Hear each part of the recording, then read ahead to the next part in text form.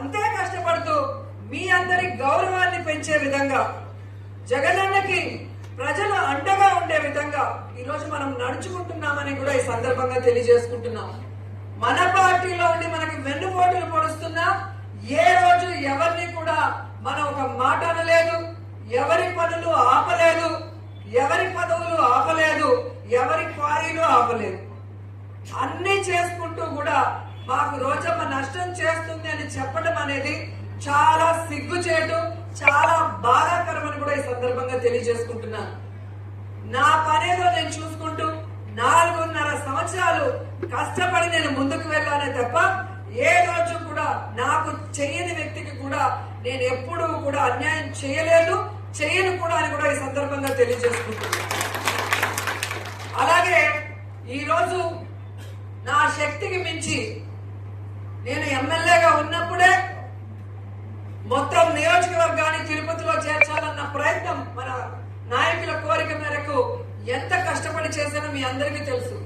మన జిల్లాలో పెద్ద పెద్ద మంత్రులు కూడా వాళ్ళు దాని గురించి పట్టించుకోలేదు. కానీ నేను జగనన్న దగ్గరికి, ఆఫీసర్స్ దగ్గరికి ఎన్నిసార్లు వెళ్లి మాట్లాడానో నాకు తెలుసు.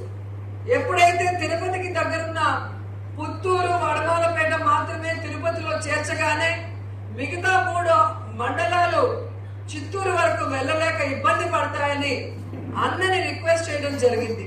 కనీసం తిరుపతిలో కలపలేకపోతే చిత్తూరు వరకు వెళ్లే కష్టాన్ని తప్పిస్తూ మాకు ఆర్టీఓ రెవెన్యూ డివిజన్ కావాలి అన్నా, అలాగే డిఎస్పీ సర్కిల్ కావాలన్నా, అలాగే మోటార్ వెహికల్ ఆఫీసు లైసెన్స్ కోసం కావాలన్నా అని అడగగానే పెద్ద మనసుతో జగనన్న ఆశీర్వదించి మనకివ్వడం జరిగింది.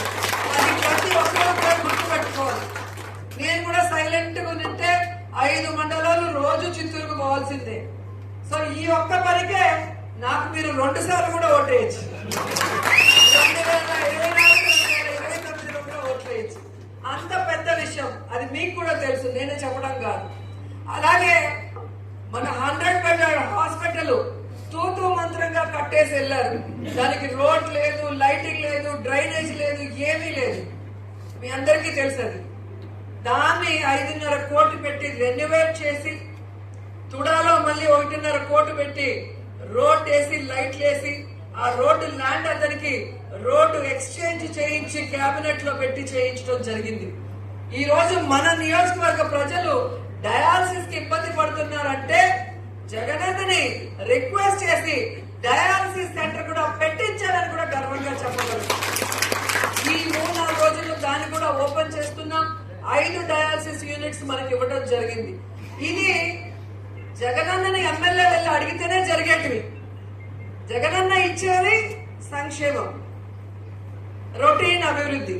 కానీ ఫలానా చోట పాలిటెక్నిక్ కాలేజ్ కట్టాలి, డిగ్రీ కాలేజ్ చెట్ల కింద కూర్చున్నారు, రూమ్స్ లేదు అని చెప్పాల్సిన బాధ్యత ఎవరిది? ఎమ్మెల్యేది. అలా గత ఎమ్మెల్యేలు ఎందుకు చెప్పలేదు, ఎందుకు కట్టించలేదు, నేను మాత్రమే ఎందుకు చేశాననేది మీరు ఆలోచించాలి. ఓట్ల కోసం అయితే వాళ్ళలాగా నేను కూడా జాలీగా ఉండొచ్చు కదా.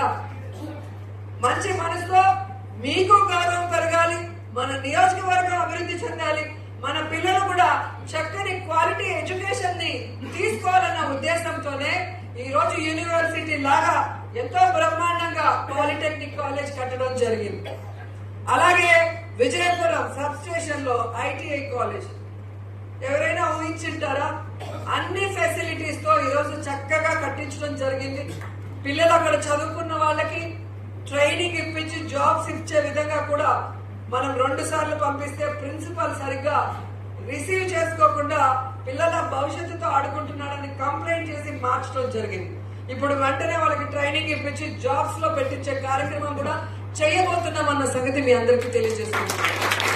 అలాగే అమ్మాయప్ప తెలుగుదేశం పార్టీ ప్రభుత్వం పోగానే అప్పుడు అప్లికేషన్ పెట్టుకున్న మాకు ఈ ప్రభుత్వం సహాయం సహకారాలు అందిస్తుందో లేదో, మేము పెట్టచ్చో లేదో అని వాళ్ళు కన్ఫ్యూజన్ లో భయంలో ఉంటే నేను మా ఆయన మేమున్నాం, అన్ని పర్మిషన్లు తీసిస్తాం, మీరు రండి అని చెప్పి వాళ్ళకి అడుగడుగున అండగా నిలబడి ఈరోజు ఫ్యాక్టరీ 1,00,000 చదరపు అడుగుల్లో పూర్తి చేసి వర్కింగ్ కి సిద్ధంగా ఉంది. దాదాపుగా 2000 మందికి ఉద్యోగ అవకాశాలు వచ్చే విధంగా ఈరోజు మేము వాళ్ళని కష్టపడి ఒప్పించి ఇచ్చిన మాట ప్రకారం వాళ్ళకి అన్ని పర్మిషన్లకి హెల్ప్ చేస్తున్నామన్న విషయాన్ని కూడా మీ అందరికీ తెలియజేసుకుంటున్నాం.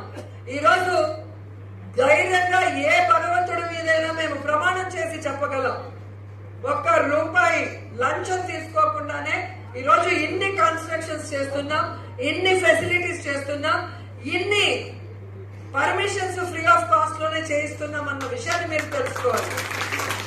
ఎందుకంటే ఈ మధ్య అబద్ధాన్ని నిజం చేయాలని స్వపక్షం విపక్షం అందరూ కూడా అదే కట్టకట్టుకొని మాట్లాడుతున్నారు.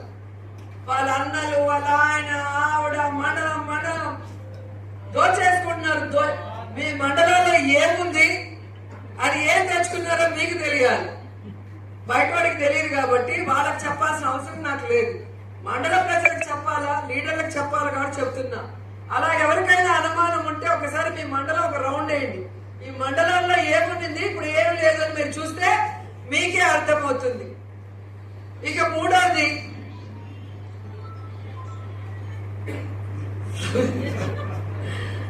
ఈరోజు ఒక 2 మున్సిపాలిటీని పోటీగా చేసుకున్నారే తప్ప పన్నులు కట్టాలంటే మున్సిపాలిటీలో మినిమం ఫెసిలిటీస్ ఉండాలి. మౌలిక సదుపాయాలు, రోడ్లు, డ్రైన్లు, లైట్లు.